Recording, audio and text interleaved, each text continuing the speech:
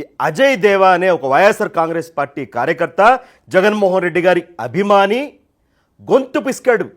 ఇదే మీ అమ్మకో చెల్లికో ఇలాగే వచ్చి అడ్డగాడిద లాంటి వెధవులందరూ రోడ్డు పైన వచ్చి తన్నేసి వెళ్ళిపోతే జస్ట్ అమ్మో ఆపమ్మ నువ్వు నీ సోది. ప్రతిరోజు కెమెరా ముందుకు నన్ను చూడు, నా దిక్కు చూడు అని చెప్పి వస్తావే టిక్కు అనుకుంటా. ఒక్క రోజైనా నిజం చెప్పినావు నువ్వు?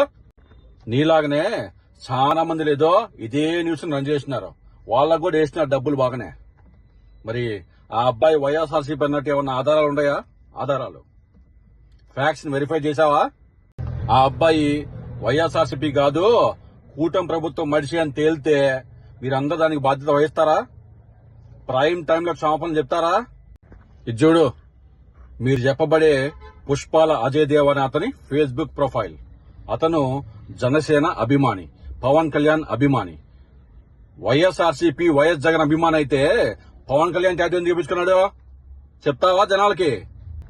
సరే, ఆ పిల్లవాడు ఎవరినైతే కొట్టాడో ఆమె పేరు పుష్పాల సంధ్యారాణి, ఈ అబ్బాయి పేరు పుష్పాల అజయ్ దేవా. పుష్పాల సంధ్యారాణి వాళ్ళ భర్త, ఈ అబ్బాయి అన్నదమ్ముల పిల్లలు. ఇది కుటుంబ కలహాలు.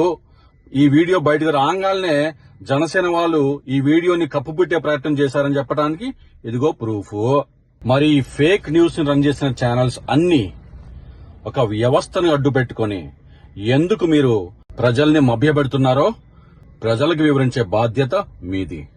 ఒక పార్టీని డీఫేమ్ చేయడానికి ఎన్ని ఫేక్ న్యూస్లు రన్ చేస్తున్నారే, మీ మీద ఎందుకు కేసులు వేయకూడదు?